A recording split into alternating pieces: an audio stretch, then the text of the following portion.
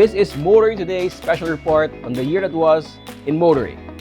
I'm Wee Gamboa. And I am Tin Gamboa. For over a decade, Motoring Today has chronicled the events, happenings, and issues affecting all things motoring in the Philippines. This special 2025 year-ender is an in-depth analysis of the stories we covered and discussed extensively on our weekly segment, Motoring Forum, the forum where we dissect the political, financial, and logistical events that shape the motoring experience for drivers, commuters, and the general public. 2025 proved to be a year of seismic change. From the biggest infrastructure wins to the most frustrating bureaucratic backlogs, we saw a pivotal shift in the transport landscape. It was the year of the commuter, where new rail lines opened the doors to faster journeys, but where the perennial problems like right-of-way and digital system failures continue to test the patience of the nation. Our review is structured month by month, focusing exclusively on the discussions, issues, and happenings that our Motoring Forum analyzed throughout the year. So please stay tuned. When we return, we begin our comprehensive month-on-month review of the transport events and issues that defined 2025, starting with the first quarter's focus on traffic and systemic delays.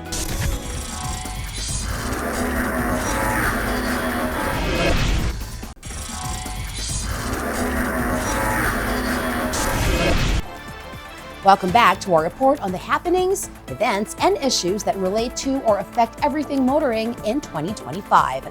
Our journey begins with the usual suspects: traffic congestion and bureaucratic bottlenecks.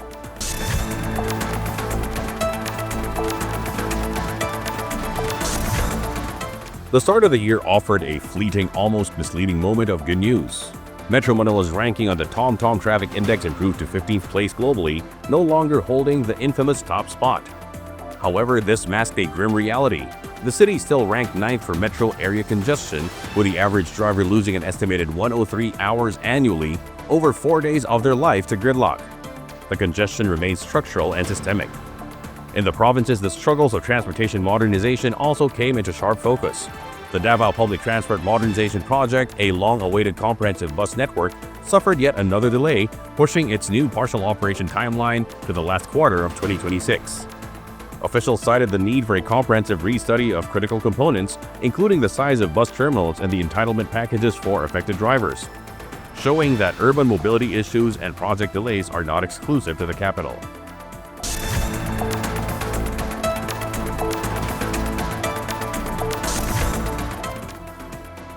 February brought movement on a crucial tollway project and a deepening crisis in digital government services.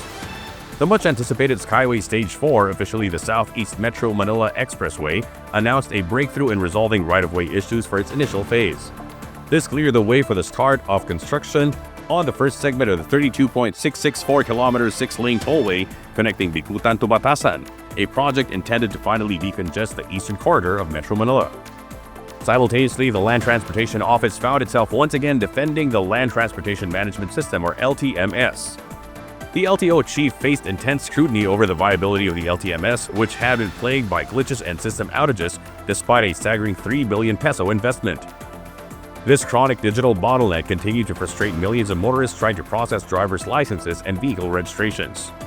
As the month ended, the Department of Public Works and Highways confirmed a plan for a full comprehensive rehabilitation of EDSA to commence in March. The announcement immediately sparked fears of a devastating Carmageddon scenario, with critics demanding clear, enforceable deadlines and contingency plans to manage the inevitable chaos.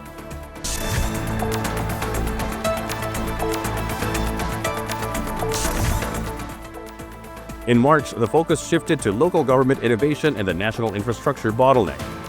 Muntinlupa City, led by Mayor Rufy Biazon, presented its strategy to mitigate traffic by rolling out AI-assisted smart traffic systems and introducing a fleet of electric minibuses designed for inclusivity, including accessibility for PWDs and seniors.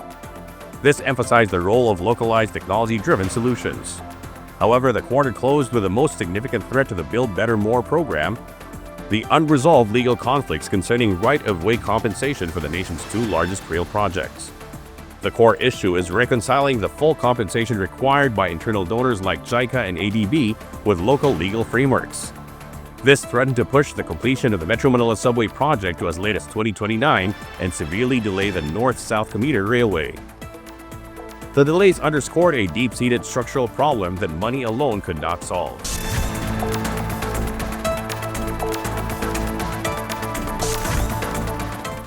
The first 3 months of 2025 revealed a nation caught between its infrastructure ambitions and its bureaucratic realities.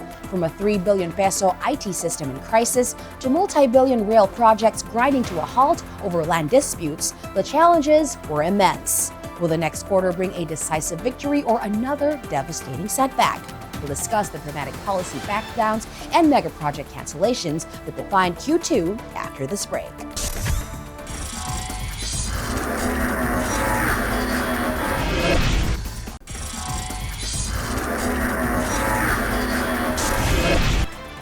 Welcome back. The second quarter of 2025 was marked by significant policy reversals, a major infrastructure cancellation, and new strategies to overcome years of delays.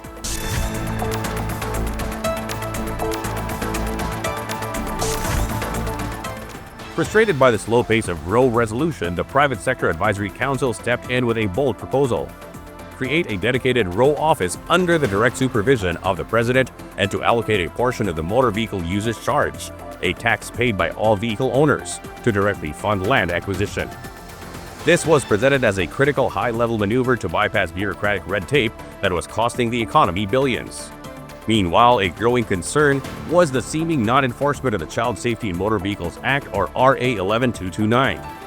Observers highlighted a disturbing lack of official reports, arrests, or statistics from the DOTR and LTO, leading to speculation that the law was becoming a little more than a paper tiger, failing to secure the safety of children on the road.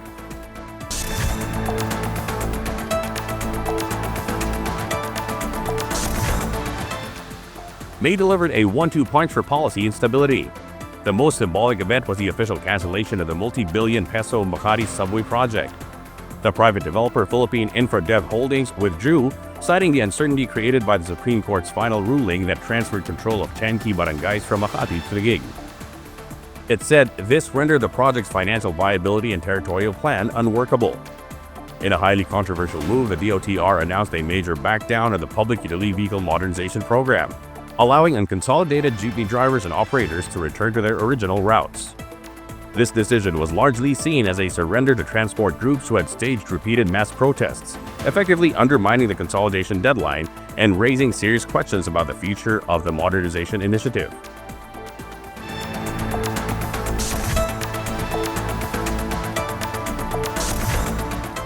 Responding to public outcry and the potential for severe economic disruption, the President ordered the DOTR to postpone the start of the 2-year EDSA rehabilitation project and directed them to completely rethink the plan.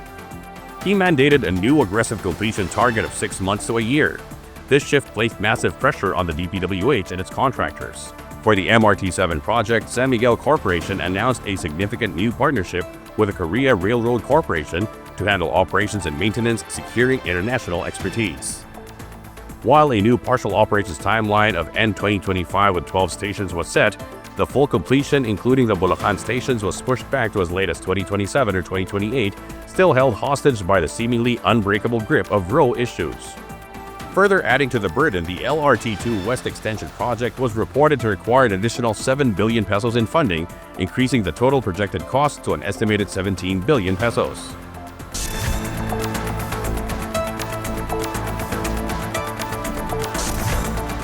The second quarter was defined by the word delay. Delaying the EDSA rehab for a rethink, delaying the PUVMP for political compromise, and permanently delaying the Makati subway due to a territorial dispute. But the third quarter brought a truly historic moment in Philippine rail, a moment that demonstrated the power of perseverance. We'll look at the Q3 milestones after this break.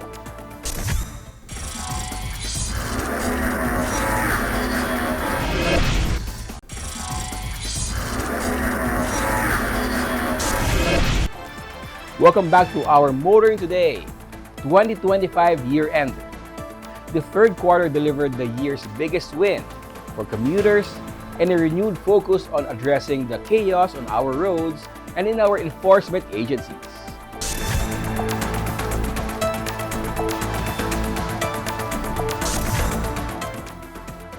The absolute highlight of 2025 was the operational launch of the first phase of the Light Rail Transit Line 1 or LRT1 Cavite Extension.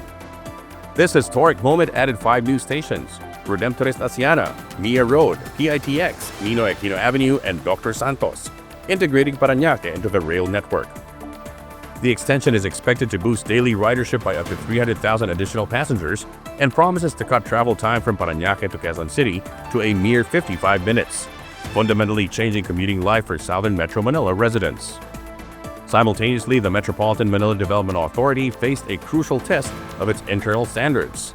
A highly publicized incident involving an MMDA enforcer mistakenly apprehending a private utility vehicle for not displaying a not-for-hire sign forced Chairman Romando Artes to personally intervene. The incident exposed a significant gap in training and triggered a public commitment to retrain enforcers on the precise distinctions between private vehicles and those operating illegally as colorum.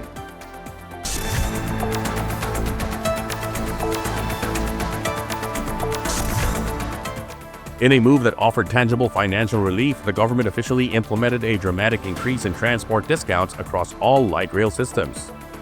Senior citizens, PWDs, and students were granted a 50% reduction on their train fares, making mass transit significantly more affordable for vulnerable sectors of the population. On the policy front, the MMDA formalized a 3-year partnership with the Japan International Cooperation Agency for the Metro Manila Intelligent Transport Systems project. This initiative aims to build a comprehensive centralized database and enhance the agency's capacity to manage traffic through data-driven planning and the further development of intelligent transport systems. This shift toward using real-time data marks a potential paradigm change in how Manila approaches traffic management.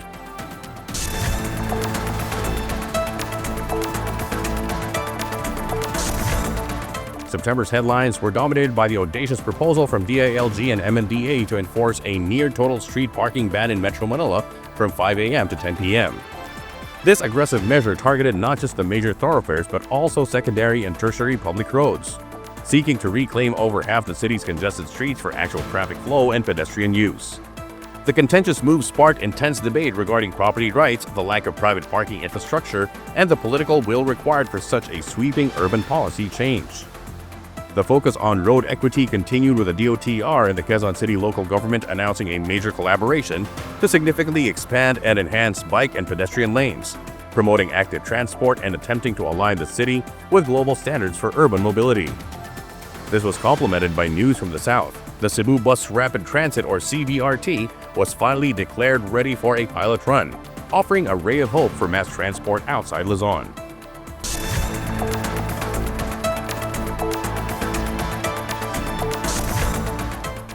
The third quarter demonstrated that infrastructure wins are possible, but they require dedication.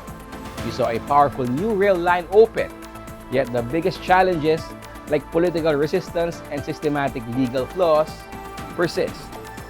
The final quarter of 2025 will bring a massive technological victory for motorists and a renewed commitment from the government to solve the land disputes once and for all. We'll break down the final 3 months after this break.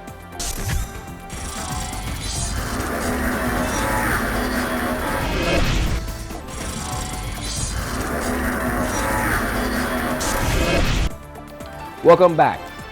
The final quarter of 2025 culminated in a huge technological win for motorists, even as the perennial issues of rail funding and administrative fees continue to spark debate.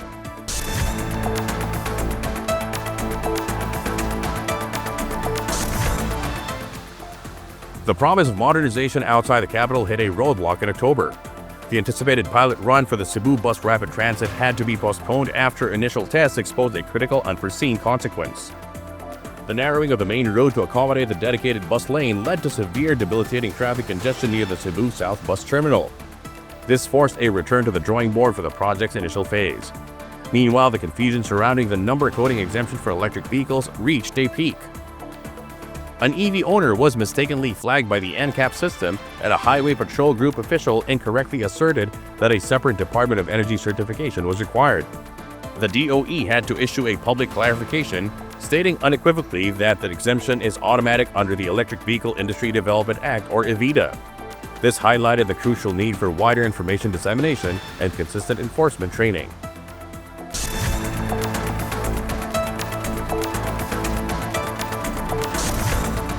November delivered the technological victory that defined the year for millions of private motorists, the official launch of the One RFID All Tollways program.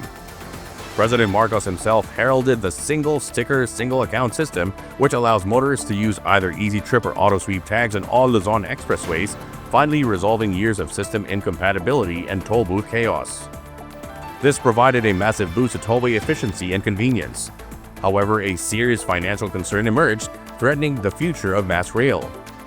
The Metro Pacific Group through Manuel V. Pangilinan confirmed it was exploring an exit from the Light Rail Manila Corporation or LRMC, the private operator of the LRT-1. The reason?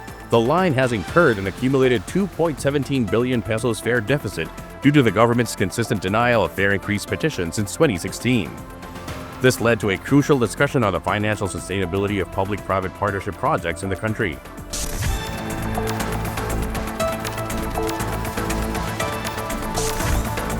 The year closed with renewed focus on government efficiency and equity. The LTO faced public backlash over the mandatory 65 peso convenience fee charged at its vehicle registration extension facilities or VREFs. But it was determined that this fee is necessary because VREFs are legally mandated to use cashless digital payments via third-party providers like GCash and online banks, as they are not authorized to handle cash and issue official government receipts. This created a significant equity issue. While VREFs offer superior convenience for the technologically savvy, they disproportionately affect low-income motorists or those who prefer cash. It became paramount for the public to understand the optional nature of VREFs and that they can avoid the fee by dedicating more time to visit a traditional cash-accepting LTO office. Finally, the DOTR announced its firmest commitment yet to solving the row crisis, collaborating with the Office of the Solicitor General to fast-track 137 expropriation cases involving over 1 billion pesos in claims for the NSCR and subway project. Despite this aggressive last-ditch effort, the MMSP's full operational timeline remains stubbornly fixed at 2032.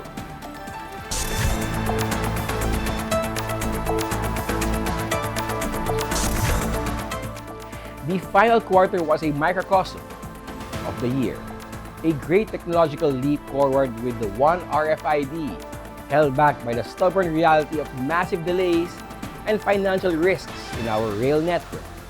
The fight for modern mobility continues. We'll wrap up this special and look at the key challenges for 2026 right after this break.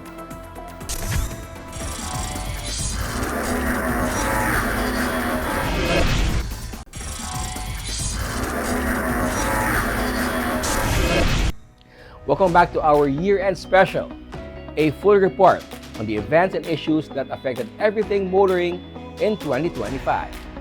As discussed on Motoring Forum. What can we say about the year that was? 2025 was a year of commuter reckoning. The historic opening of the LRT-1 Cavite Extension Phase 1 proved that our rail ambitions can materialize, finally delivering the most tangible mass transit improvement in a generation.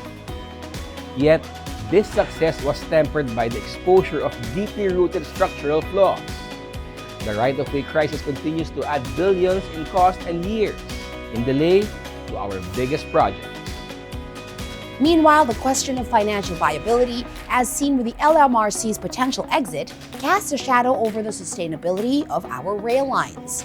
Key takeaways from Motoring Forum discussions for 2025 are: first is systemic problems versus technological wins. The One RFID success shows that we can win the technology battle, but the failures of the LTMS and the persistent row issues prove that the systemic and legal battles are far harder to win. Second, the road to modernization is politically charged. The backdown on the PUV modernization program illustrated that the transition from old to new transport system is less than an engineering challenge and more a political one. Third, equity in mobility. The debate over the LTO VREF fee and the necessity of the street parking ban placed the issue of equitable access to public space and government services at the forefront of the motoring agenda. And with that, we wrap up our special report on the events and issues that shaped everything motoring in 2025. Thank you for joining us, and from all of us here at STV to yours, we wish you a joyful and safe holiday season. In honor of our dad, Butch Gamboa, I'm Wee Gamboa. And I'm Tin Gamboa. Happy motoring!